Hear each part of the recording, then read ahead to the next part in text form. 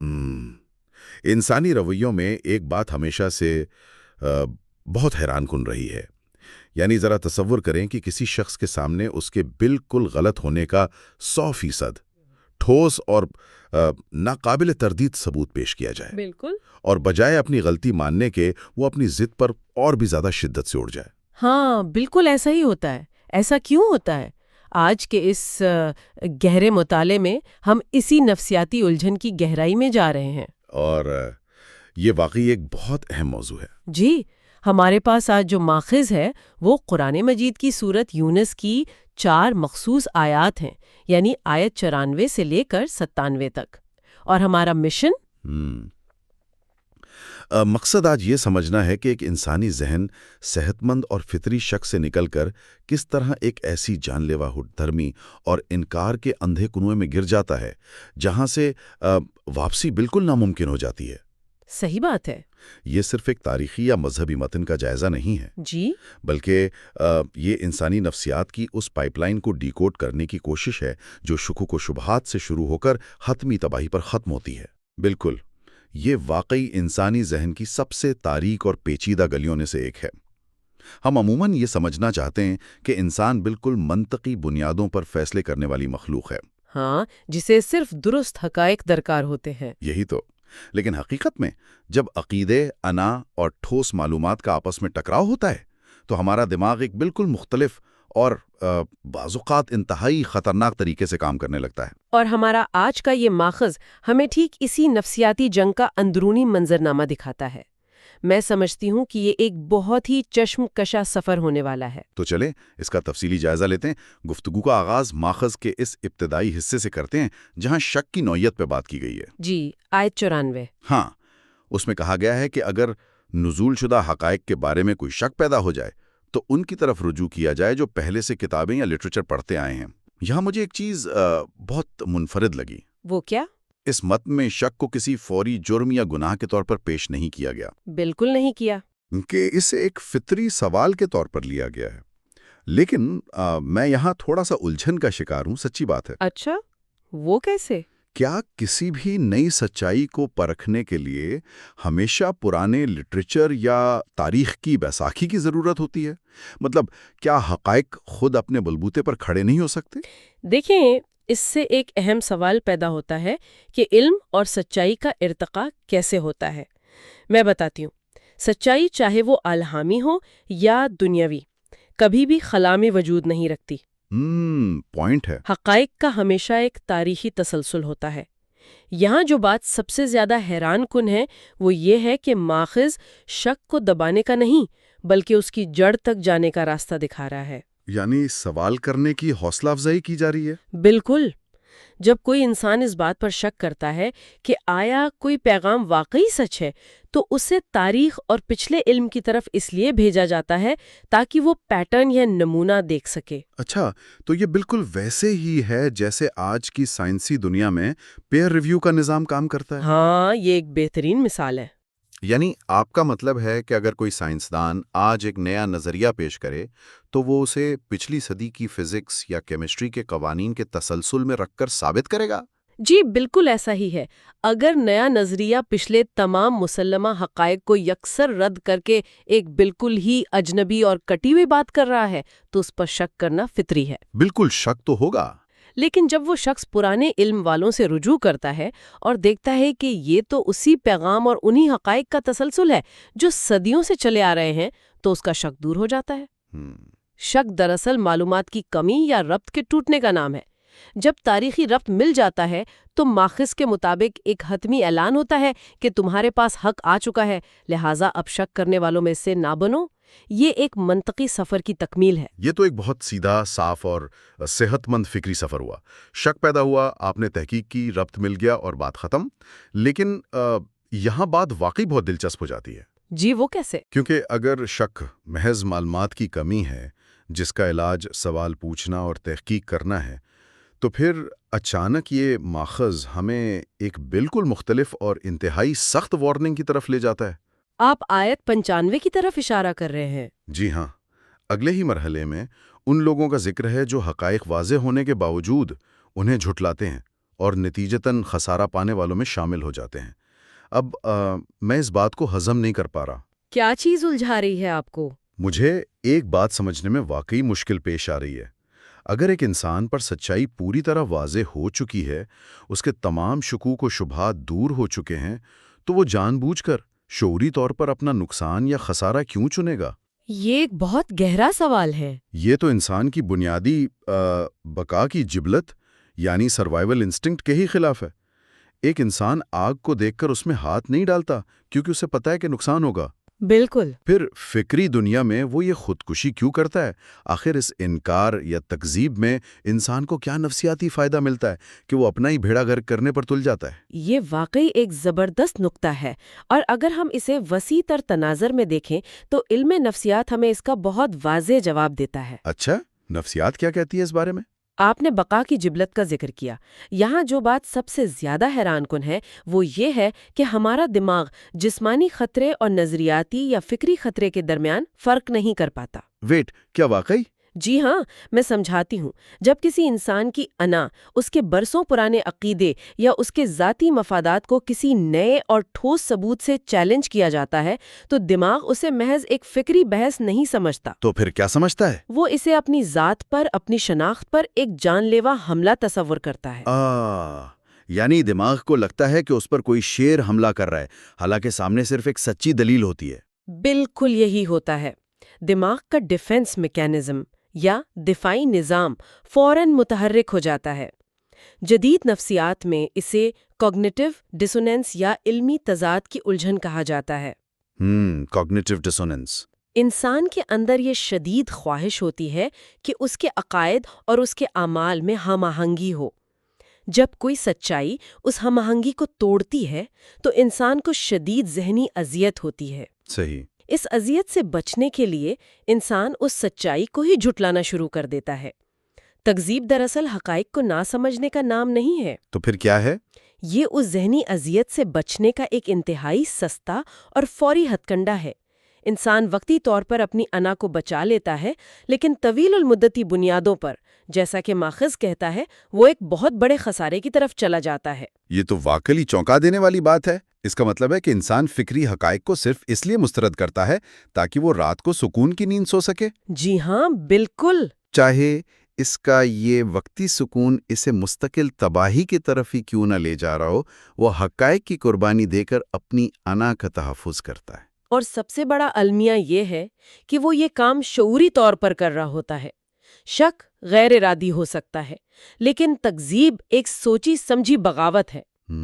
اور جب یہ بغاوت ایک عادت بن جاتی ہے تو پھر دماغ کی ساخت ہی بدلنا شروع ہو جاتی ہے۔ تو اس سب کا مطلب کیا ہے؟ جب کوئی شخص اس طرح مسلسل حقائق کو مسترد کرنے کا عادی ہو جاتا ہے تو اس کے ذہن کے اندر کی مشینری کا کیا حال ہوتا ہے؟ وہ مشینری جام ہونا شروع ہو جاتی ہے۔ کیونکہ ماخذ کے اگلے حصے میں یعنی آیات 96 اور 97 میں ایک بہت ہی خوفناک کیفیت کا ذکر ہے کہ مسلسل انکار کے بعد ایک ایسا مقام آتا ہے جہاں دلوں پر مہر لگ جاتی ہے۔ جی۔ اور پھر کوئی بھی نشانی، کوئی بھی ثبوت انسان کو قائل نہیں کر سکتا۔ اسے سمجھنے کے لیے میرے ذہن میں ایک مثال آ رہی ہے۔ کیا ہم اس مسلسل انکار کو ایک طرح کے لوکل اینستھیزیا یا مقامی بے حسی کے انجیکشن سے تشبیہ دے سکتے ہیں؟ یہ مثال کس طرح کام کرتی ہے، ذرا بتائیں۔ جیسے فرض کریں کہ آپ کے دانت میں درد ہے اور علاج کروانے کے بجائے ہر روز اس میں بے حسی کا انجیکشن لگا لیا جائے۔ اچھا۔ ہر بار جب کوئی ناخوشگوار سچائی کو ماننے سے انکار کرتا ہے تو وہ دراصل اپنے شعور اور اپنی عقل کی رگوں میں تھوڑا سا اینستھیزیا انجیکٹ کر لیتا ہے۔ یہ بہت گہری بات ہے۔ وقتی طور پر تو اپنی غلطی ماننے کا درد محسوس نہیں ہوتا، لیکن رفتہ رفتہ وہ رگ ہی مکمل طور پر مر جاتی ہے۔ درد تو محسوس نہیں ہوتا، لیکن اس حصے کی حس بھی ہمیشہ کے لیے کھو جاتی ہے۔ کیا یہ ماخذ اسی نفسیاتی موت کی بات کر رہا ہے جب وہ کہتا ہے کہ جن پر کلمہ ثابت ہو چکا ہے وہ اب ایمان نہیں لائیں گے؟ یہ تشبیہ ہے انسانی نفسیات کے اس پیچیدہ عمل کو بہت خوبصورتی سے واضح کرتی ہے۔ میری نظر میں یہ بالکل درست موازنہ ہے۔ شکریہ۔ اگر ہم اسے ماخذ کے متن سے جوڑیں تو وہاں یہی بتایا گیا ہے کہ جب کوئی شخص بار بار تکذیب کرتا ہے تو وہ دراصل اپنے اندر سچائی کو پہچاننے والے ریسیپٹرز کو تباہ کر رہا ہوتا ہے۔ ریسیپٹرز ہی ختم ہو جاتے ہیں؟ جی، یہ وہ مقام ہے جسے ماخذ کلمہ ثابت ہو جانا یا دلوں پر مہر لگ جانا کہتا ہے۔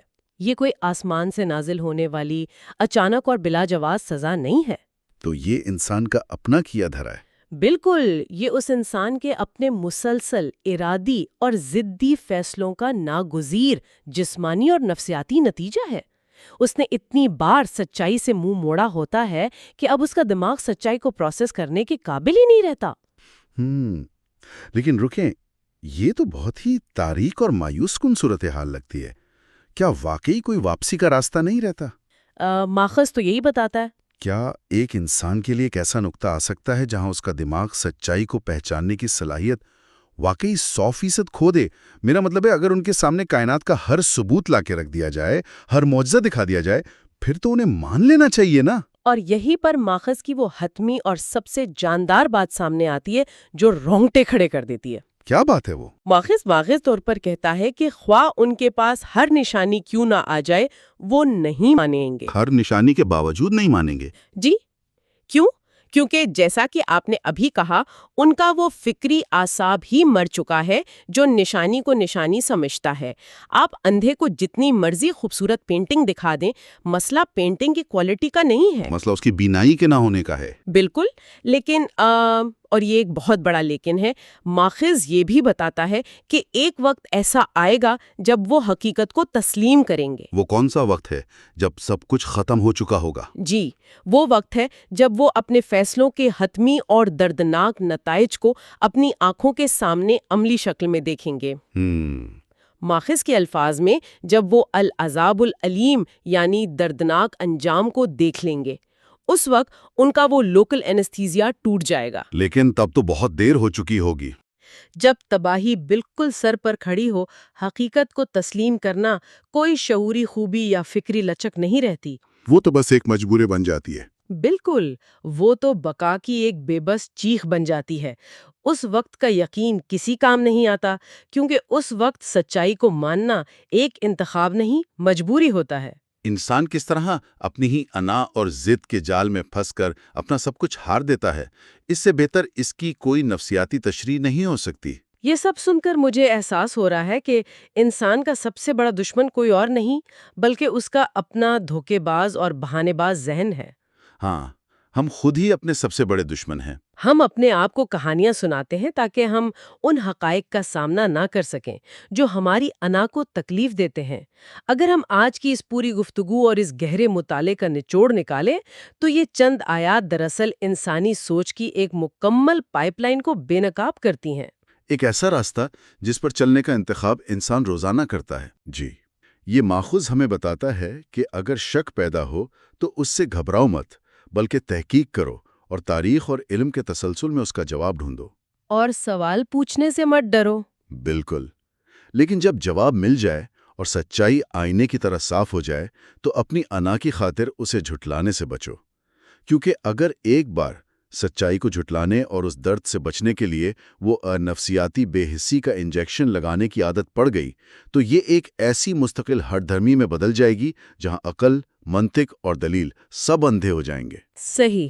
اور پھر سچائی کا ادراک صرف اس وقت ہوگا جب آپ تباہی کے بالکل آخری کنارے پر کھڑے ہوں گے، جہاں سے واپسی کا کوئی راستہ نہیں ہوگا۔ اور یہی وہ مقام ہے جہاں یہ گفتگو محض ایک فکری بحث سے نکل کر ہماری روزمرہ زندگی کی ایک بہت ہی سنگین حقیقت بن جاتی ہے۔ وہ کیسے؟ دفاتر میں، خاندانی جھگڑوں میں یا سیاسی اور سماجی بحثوں میں لوگ ایک بار کوئی نظریہ یا رائے قائم کر لیں تو پھر کتنے ہی ٹھوس حقائق کیوں نہ سامنے آ جائیں، وہ اپنی بات سے پیچھے ہٹنے کو اپنی توہین سمجھتے ہیں۔ ہاں، انا کا مسئلہ بنا لیتے ہیں۔ وہ اسی کوگنیٹو ڈسوننس کا شکار ہو کر اپنے ہی ذہن کے دروازے بند کر لیتے ہیں اور ان پر خود ہی مہر لگا لیتے ہیں۔ اس تمام تفصیلی اور گہری گفتگو کے بعد ذہن میں ایک بہت ہی پریشان کن اور غور طلب بات پیدا ہوتی ہے جو اس ساری بحث کو آج کے جدید دنیا کے ساتھ لا کر جوڑ دیتی ہے۔ جی فرمائیں۔ آج کے اس دور میں، خاص طور پر سوشل میڈیا اور انٹرنیٹ کے دور میں، ہم سب ایسے ڈیجیٹل الگوریدمز کے گھیرے میں ہیں جو ڈیزائن ہی اس لیے کیے گئے ہیں کہ وہ ہمیں صرف وہی دکھائیں جو ہم پہلے سے مانتے ہیں۔ یہ تو ایک بہت ہی خوفناک حقیقت ہے۔ ایکو چیمبرز بن چکے ہیں۔ بالکل، یہ الگوریدمز ہر روز ہماری پسندیدہ آرا کی تصدیق کرتے ہیں اور مخالف خیالات یا مختلف حقائق کو ہم تک پہنچنے ہی نہیں دیتے۔ یہ ایک ایسا ماحولیاتی نظام ہے جو ہماری انا کو مسلسل سہلاتا رہتا ہے۔ تو کیا ایسا نہیں ہے کہ ہم اپنی روزمرہ کی ڈیجیٹل زندگی میں بغیر کسی شعوری احساس کے اسی فکری بے حسی، اسی تکذیب اور اسی دلوں پر مہر لگنے کے عمل کو خود ہی تیز کر رہے ہیں؟ یہ واقعی سوچنے کا مقام ہے۔ کیا ہمارے یہ اسمارٹ فونز اور ہماری یہ ذاتی نیوز فیڈز ہمیں دانستہ طور پر اسی اندھے کنویں کی طرف نہیں دھکیل رہے جہاں سچائی کو کھلے دل سے تسلیم کرنے کی صلاحیت ہی بتدریج ختم ہو جاتی ہے؟ یہ ایک ایسا سوال ہے اور ایک ایسا فکری خطرہ ہے جس پر آنے والے وقتوں میں ہر باشعور انسان کو بہت گہرائی سے اور انتہائی سنجیدگی کے ساتھ سوچنا ہوگا۔ بلا شبہ یہ ایک ایسا سوال ہے جو جدید دور کے انسان کے لیے مسلسل اور گہرے غور و فکر کا متقاضی ہے۔ ہم معلومات کے دور میں رہ کر بھی کس طرح اپنی ہی مرضی کی جہالت چن رہے ہیں، یہ واقعی ایک المیہ ہے۔ بالکل، اگر ہم نے اس فکری پہرے کو نہ توڑا تو ہم بھی شاید اسی انجام کی طرف بڑھ رہے ہیں۔ جی، ہمیں اپنے ذہنوں کو کھلا رکھنے کی شعوری کوشش کرنی ہوگی۔ آج کے اس تفصیلی مطالعے میں ہمارے ساتھ شامل رہنے کا بہت شکریہ۔ امید ہے کہ حقائق، شک کی نفسیات اور انسانی انا کی اس کشمکش کے حوالے سے آج کی گفتگو نے سوچنے کے نئے، واضح اور اہم زاویے فراہم کیے ہوں گے۔ مجھے بھی یہی امید ہے۔ اگلی بار تک کے لیے اپنے ذہن کے دروازے کھلے رکھیے، سوال کرتے رہیے اور سچائی کے متلاشی رہیے۔ خدا حافظ۔ خدا حافظ۔